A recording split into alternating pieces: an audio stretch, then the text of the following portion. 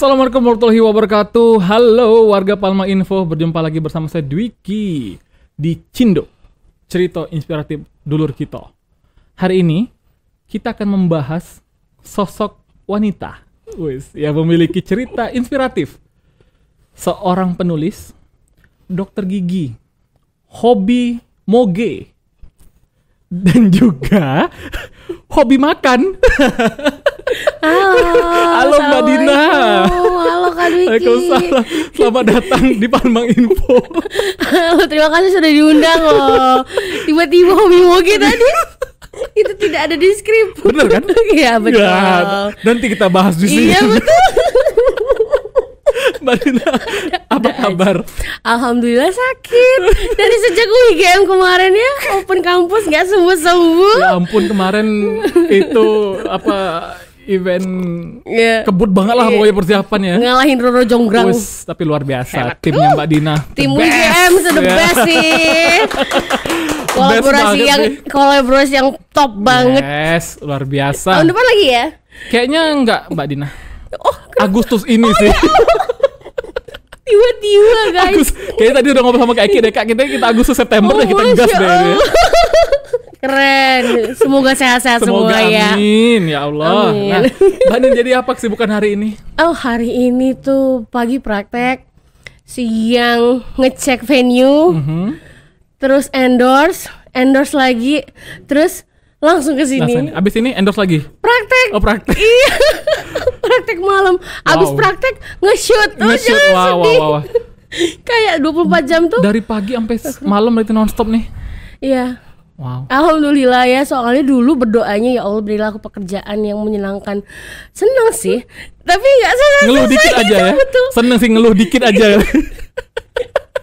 Mbak Din, oke, kita flashback ke belakang deh. Oke Kak Dwiki. Ya lu jangan manggil kakak. Oh jadi apa bapak? Janganlah, panggil bro. Panggil namo bae Mbak. Oh iya oke. Mbak apa mau bikin aku manggil Mbak Dina bae kurang ajar. Oke Ki. Mbak, ketika kita tarik mundur lah flashback. Mbak Dina, kalau aku baca hobi nulis. Udah mantengin Instagram aku bersih. Iya, dari tahun 9 berapa aku mantengin IG Mbak. Oh Masya Allah. Hobi nulis Mbak Dina. Iya alhamdulillah. Ini hobi memang dari dulu hobi ya karena nulis aja atau memang ada diajarin sama orang tua untuk nulis atau gimana? Oh enggak, jadi kalau dulu itu kan kita masih zaman milenial, kita yang ABG-nya nggak punya handphone kan. Ya, pasti kita iya betul. Kita baca komik, kita nonton kita baca novel. Nah, dari situ seneng juga nulis gitu kan. Nah, makin kesini kan berubah ya. Biasa nulis di kertas, sekarang nulisnya di blog. Dari di blog nulisnya sekarang di caption gitu. Tapi aku masih suka nulis dari pakai kertas. Karena kalau misalnya nggak pakai kertas tuh jadi beda aja gitu. Kita bakal seninya tuh nggak dapet gitu ya. Iya, terus kalau misalnya kita punya buku diary atau buku jurnal sendiri, kalau misalnya kita pegang tuh bener-bener yang bikin memorable banget. Tapi kalau misalnya kita baca dari caption mungkin juga mengingatkan, tapi bisa lupa lagi, ke distract karena kalau di Instagram ataupun di sosial media tuh banyak banget distraksinya kan. Iya benar sih. Tuh jadi emang suka nulis. Kalau dulu sempat menerbitkan secara kolektif sama teman-teman di klub buku. Kalau sekarang lebih kayak untuk konsumsi pribadi. Ya. Yang itu berarti cerpen, puisi atau novel, Mbak Din? Sajak, puisi sama cerpen sih. Kalau dulu SMP cerpen. Sempet juga tuh kayak menang nulis cerpen waktu remaja gitu. Sekarang udah nggak lagi. Udah gak remaja soalnya. Kayaknya kalau dulu udah zaman medsos kayaknya Mbak Dina nih ahli dengan sajak-sajak indah. Enggak juga. Sekarang ahli kata-katanya dong Mbak Dina gitu mungkin. Kak Gem. Kak Din ya kan? Iya Kak Din. Singkat saja. Sampai sempat nulis buku dulu. Iya dulu tuh, tapi kolektif aja sih. Jadi cerpen gitu, jadi buku novel, satu buku kumpulan cerpen gitu. Oke. Iya, tapi karena banyak yang minat baca di Indonesia ini sangat kurang ya. Iya loh, benar. Jadi tidak bisa menghasilkan. Iya Mbak, benar. Tingkat literasi di Indonesia itu rendah loh. Betul. Ya, rendah banget. Itu sempat dibahas sih kemarin di podcast lain. Memang literasi kita sayang sehingga ya itu tadi. Betul. Kan nulis kan effort banget ya Mbak ya. Nulis novel atau bahkan nulis kayak kumpulan sajak puisi kan tuh effortnya luar biasa. Tapi feedback yang kita dapatkan itu nggak seimbang berarti gitu ya. Betul. Jadi banyak kan sekarang mending buat konsumsi pribadi.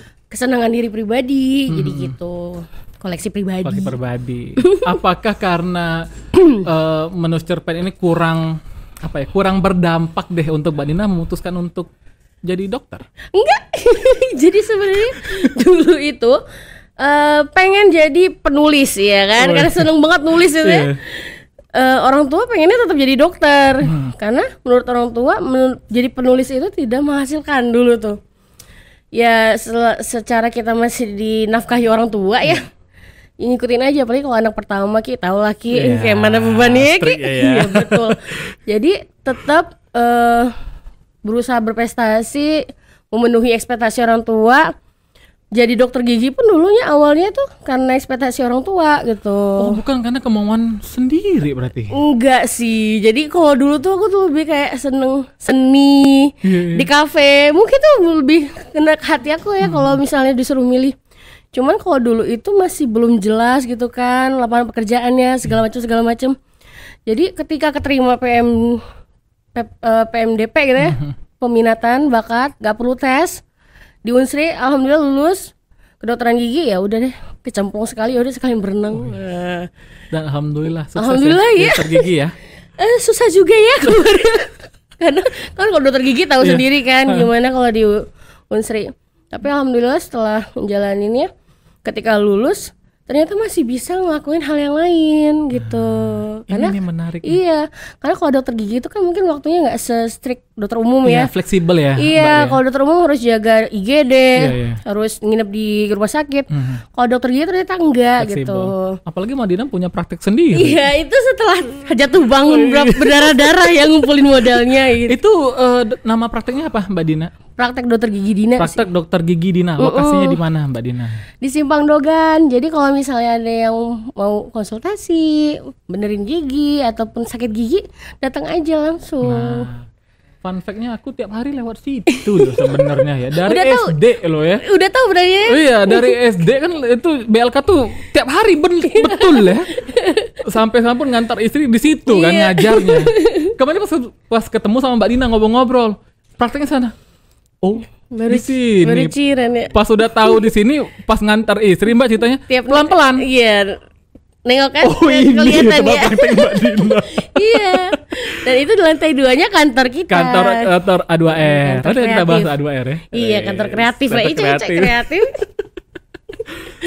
Enak nggak Mbak jadi dokter Mbak? Kalau dibayar enak. Masalahnya kalau jadi dokter itu kita nggak bisa matokin harga dan gimana ya, harus fleksibel karena yang kita hadapin tuh manusia. Udah gitu kalau misalnya jadi dokter mau kaya nggak akan bisa karena dokter sendiri itu kan pekerjaannya pekerjaan melayani ya, pelayan gitu. Dan sembuh enggaknya itu tergantung Tuhan. Jadi kita hanya membantu. Makanya aku selain praktek pribadi, aku juga bantu di klinik BPJS.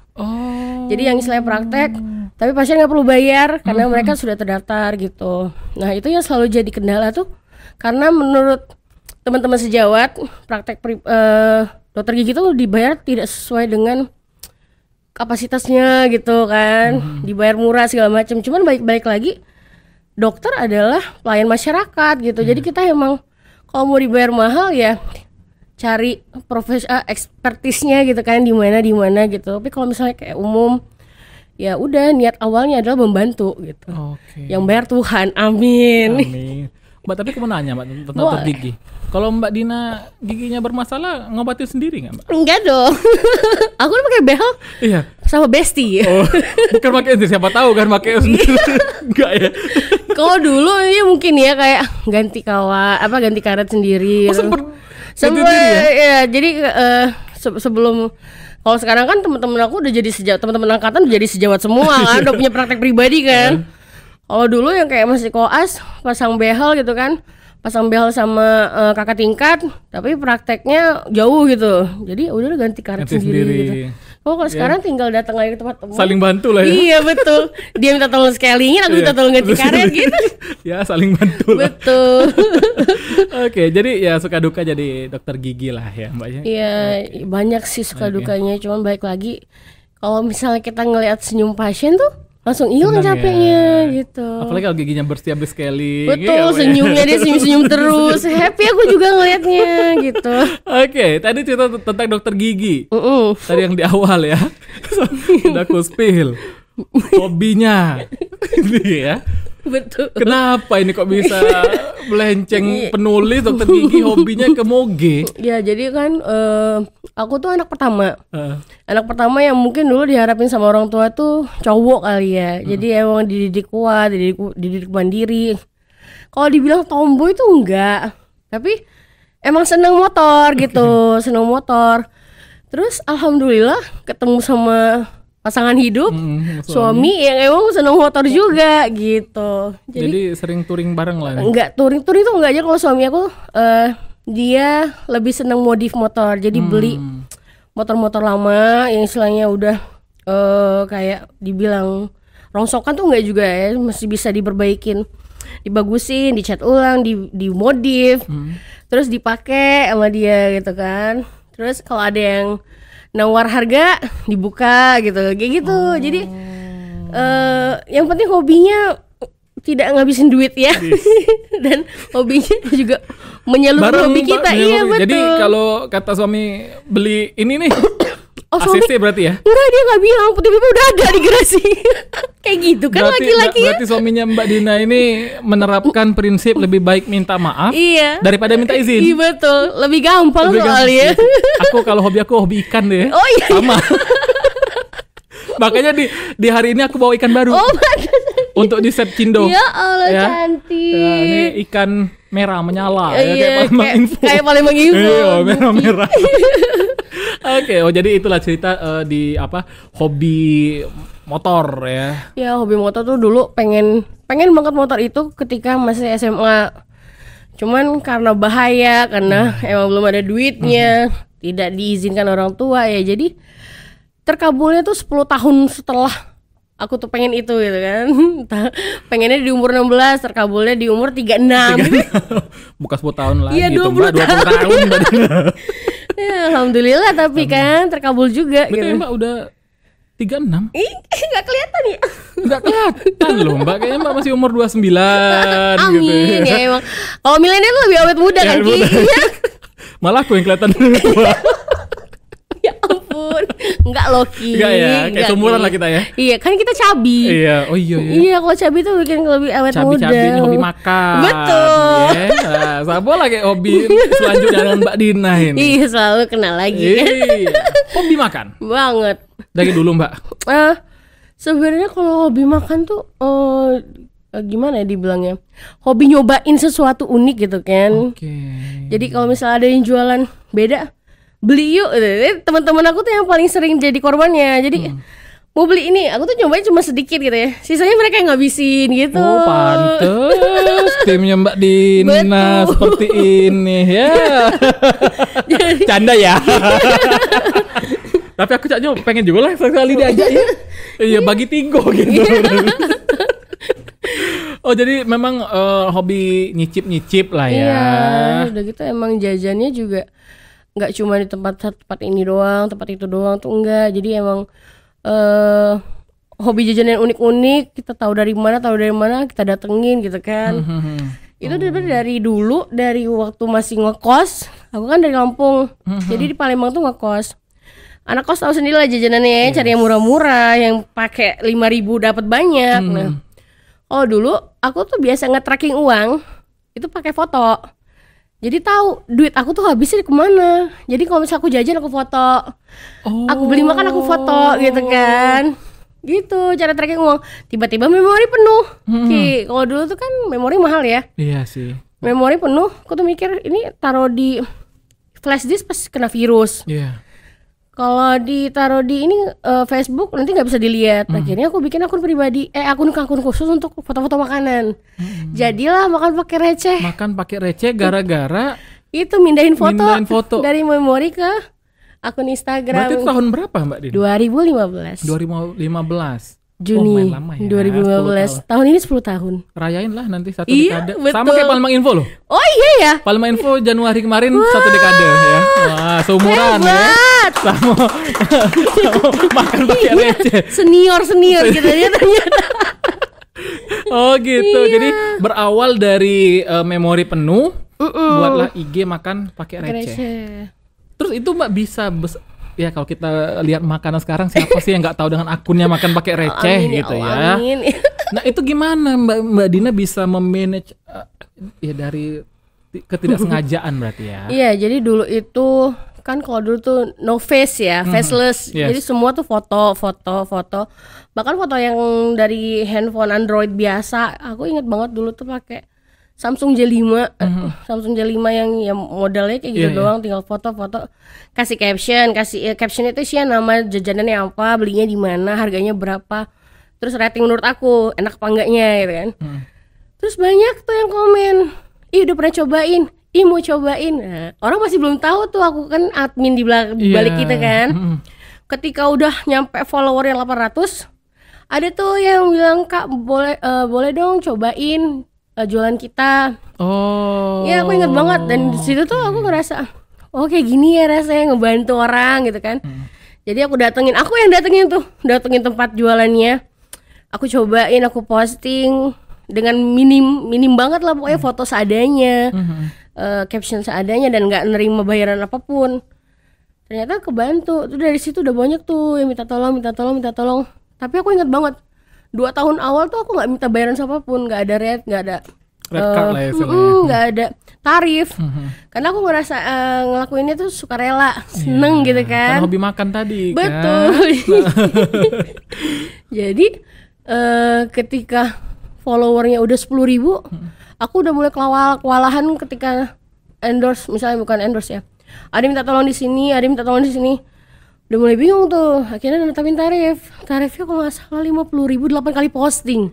Oke, Mbak, wait, itu dari postingan, dari followersnya 0 lah ya, dari awal buka sampai 10.000 tuh butuh berapa 2 lama? tahun. 2 tahun ya? 2 tahun, karena memang tidak diseriusin banget kan.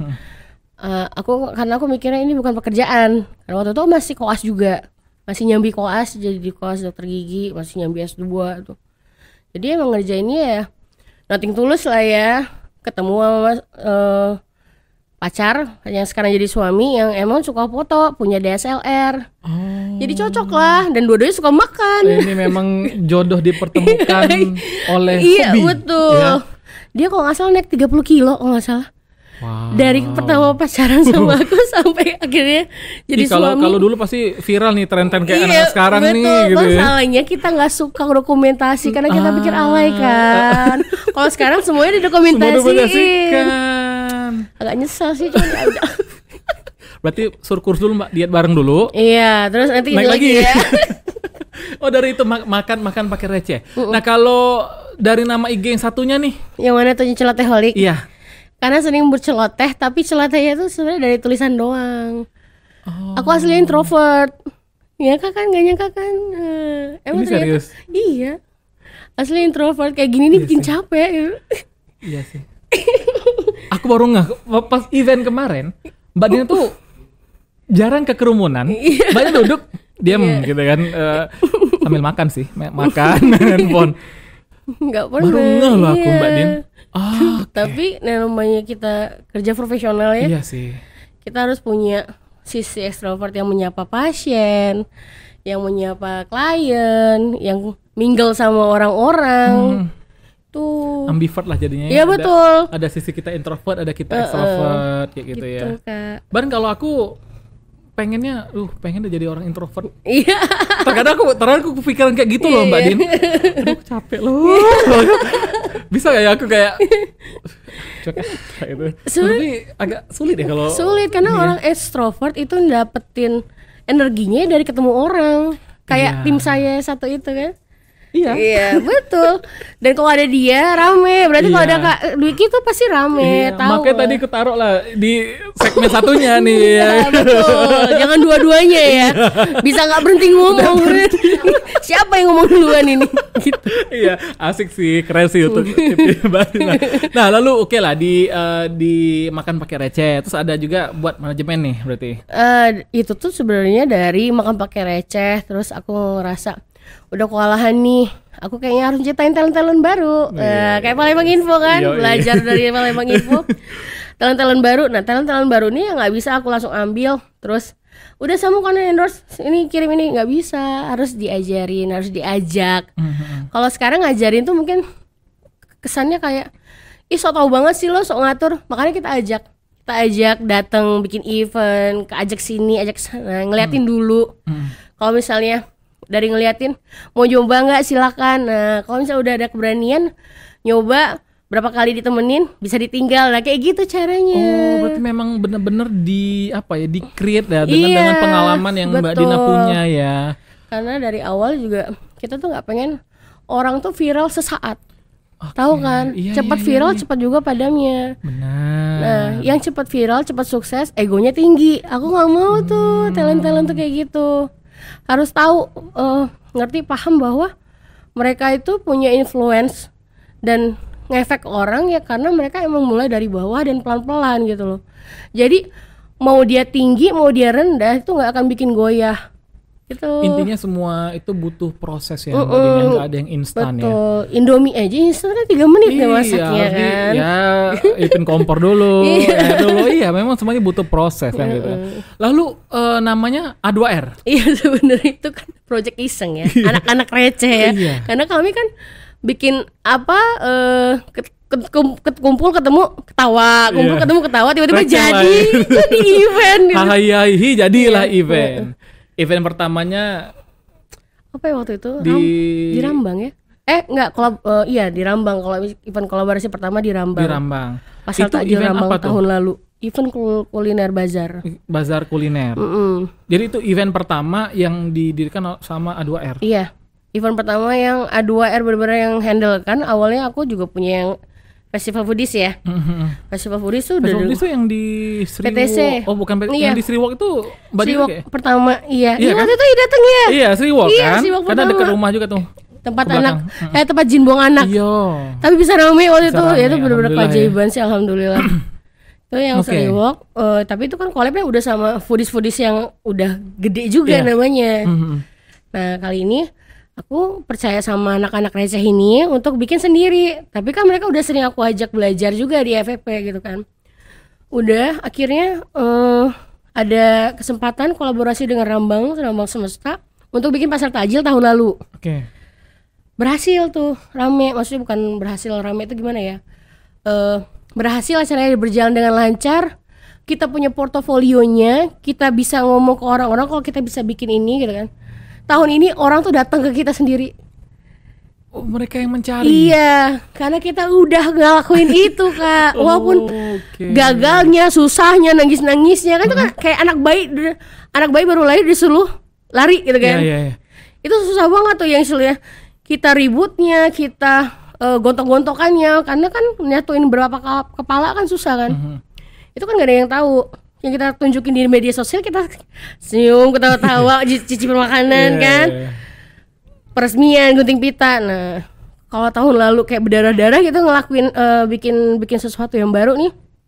Tahun ini tuh dengan gampangnya Tuhan ngasih kayak oke, ada Pegadaian mau support, ada Bank BI mau support, udah. Kalau udah kayak gitu tinggal itu udah dari WeGame aja kan nyari kan dia tahu kan Iya kita sih, sempet.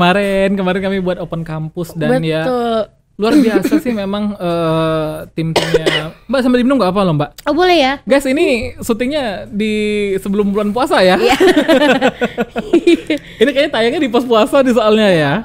Boleh, abis minum aja kita makan pempek. Pempek sentosa. Nah, iya, tadi Kak Ekil habis 3 box.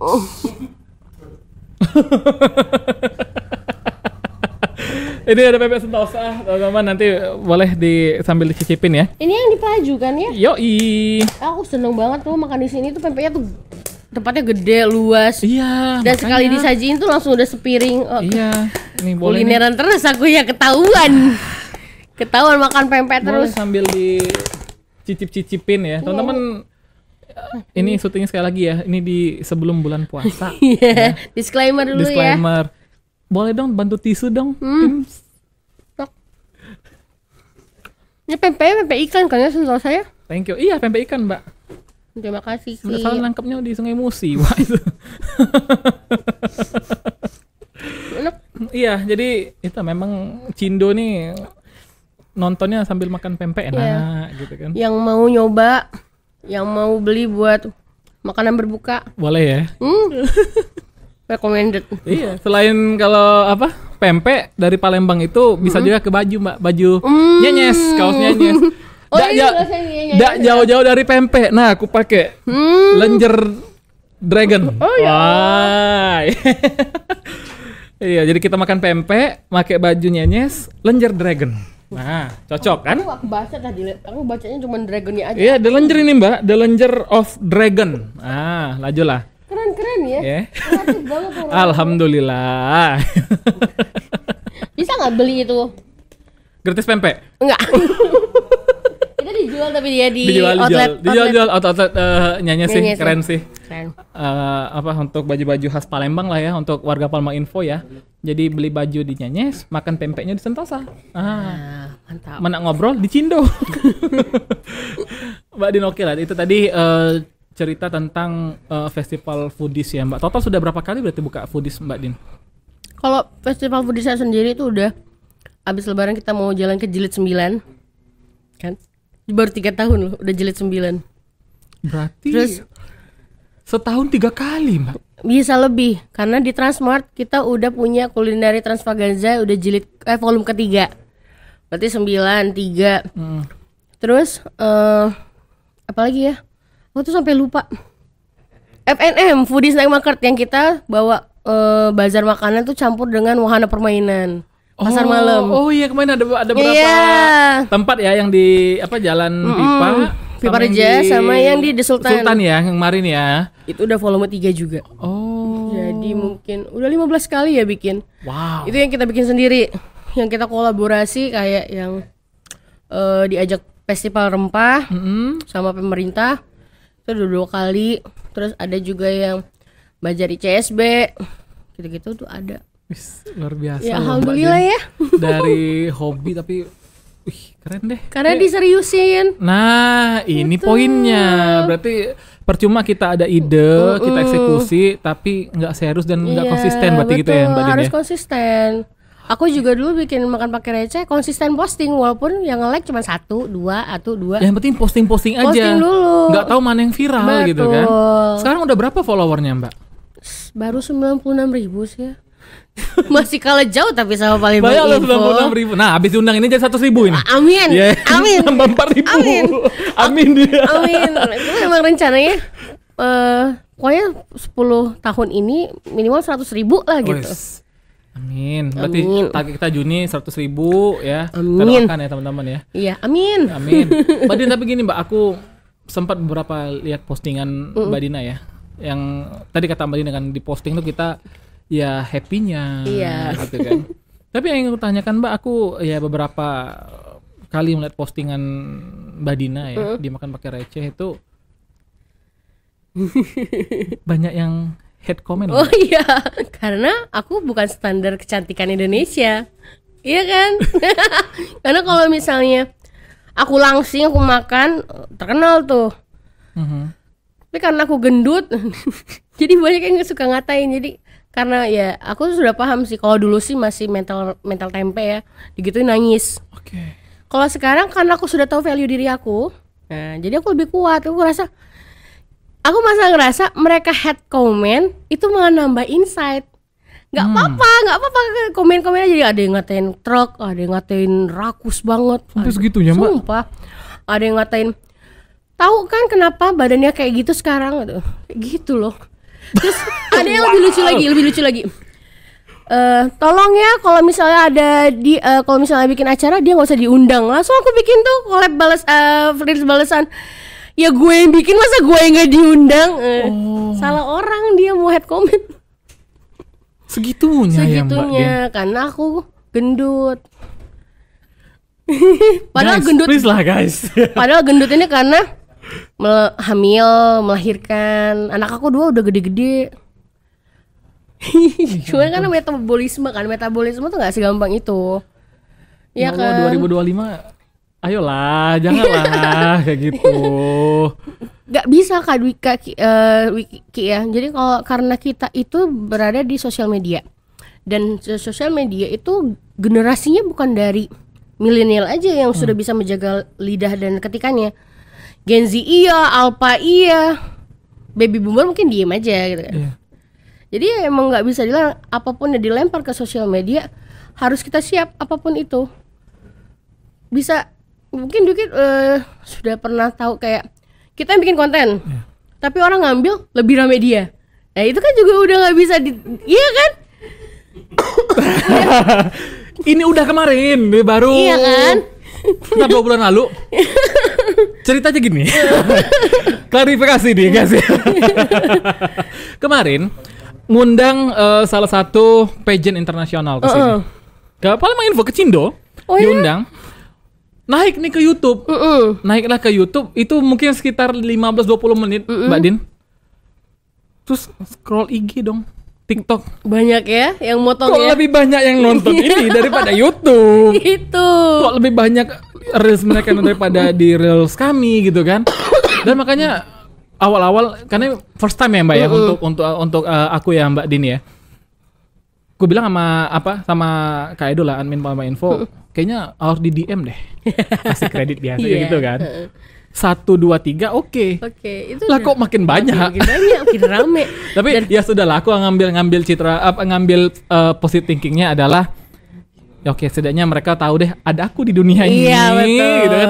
Aku pernah wawancarain sih. Betul. Itu Andina Juli ya. Iya, itu Andina Juli yang wawancarain. Setidaknya aku pernah bangga deh ngangkat Andina Juli dan aku pakai rompi ini. Iya, itu kan yang itu nggak bisa diedit sama orang, nggak bisa ditempel dengan mozaik. Iya sih Mbak. Wow. Tuh, tapi kalau misalnya kita ngontrol mereka untuk tolong ya cantumin kredit segala macam, ini tuh benar-benar dunia yang sangat cepat sekali gitu kan. Iya. Satu isu berhubungan dengan isu lain langsung ketutup gitu kan, ngerti iya kan? Mbak. Iya. Dan kita emang nggak bisa nahan itu. Yang kita bisa lakukan adalah terus bikin karya. Ya, berkarya sesuai dengan passion kita ya, Mbak Din ya. Dan harus ada tujuan baiknya juga. Kalau misalnya berkarya tapi bikin bad influence juga nggak bagus kan? Iya sih. Ya itulah warga Palembang Info ya. Mbak Dina besarnya di media sosial udah 10 tahun ya, di media sosial ya, tahu lah ya kesulitan kita melawan netizen itu bisa kita yang dipersekusi dan disalahkan. Mereka screenshot, ngegiring opini, kasih musik segala macam udah langsung diserang gitu. Apalagi di TikTok kan yang algoritmanya lah parah lah pokoknya ya. Mbak Din, ya Allah gak terasa ya, lama kita ngobrol ya. Mbak Din, mungkin terakhir nih Mbak Din, mungkin ada pesan ataupun ya pengalaman Mbak Dina yang bisa share, yang bisa ditangkap sama warga Palembang Info lah, terutama untuk generasi muda saat ini. Mbak Din mungkin bisa dong sebagai closing statement dari Mbak Dina. Oke, sebenarnya kalau dibilang closing statement tuh, aku tuh cuma mikir kayak gini, kita tuh kan hidup sekali di dunia ini. Terlalu kecil kalau misalnya kita ngerasa keberadaan kita tuh nggak punya efek. Bahkan kita berbuat sesederhana senyum sama orang tuh bisa bikin bantu orang itu untuk menjalani hari lebih baik gitu loh. Jadi jangan sampai menyerah sama keadaan. Mau sesulit apapun, sekeras apapun hidup, itu tuh nggak akan tercatat sia-sia lah di hadapan Tuhan. Karena memang dunia ini adalah penjara bagi orang-orang yang beriman. Harus pinter-pinter punya iman, percaya sama Tuhan. Ya kalaupun misalnya sholatnya masih bolong-bolong, ibadah ke gerejanya masih setahun sekali, at least kau percaya ada Tuhan lah. Dan di situ kalau misalnya sudah tahu ada Tuhan, kita nggak akan ke bunuh diri lah, ke mental health yang itulah gitu. Jadi please kamu itu berharga gitu. Dan apapun yang kamu lakukan itu punya efek buat siapapun, apalagi orang-orang yang kamu sayang gitu. Ya, tetap lakukan kebaikan Mbak ya. Iya, sekecil apapun kebaikan itu pasti bakal berarti dan bakal baik lagi ke kamu. Wow, nice applause ya. Keren nih Mbak Dina. Tolong untuk netizen dipotong ini. Ya masukin lah ke TikTok lah ya. Mbak Din, thank you loh Mbak Din. Terima kasih Ki. Udah ngobrol di Palma Info. Ya, thank you banget ya. Untuk warga Palma Info, terima kasih banyak udah menyaksikan Cindo, dan terima kasih juga untuk PMP Sentosa. Ya jangan lupa mampir nih ke PMP Sentosa, dan juga yang mau lebaran nanti boleh ya. Iya betul. Mampir ke kaos Nyenyes, kaosnya Wong Kito ya, dan juga IGM, terima kasih banyak sudah mensupport ya, menjadi kantor Palma Info di IGM Tower ya Sudirman. Keren banget. SCBD-nya Palembang. Oh, Masya Allah. Kata-kata itu muncul dari ini. Iya, betul. Dari itu naik ke IG-nya Kak Eki. Nah, iya juga ya. Iya, betul. Itu thank you loh. Nanti kami kreditkan lah ya kata SCBD itu dari Eki Syuka. Dari Kak Eki Syuka. Eki Syuka. Oke, teman-teman ya, terima kasih banyak warga Palma Info. Kita ketemu di episode selanjutnya. Bye bye. Thank you. Thank you Mbak Dina.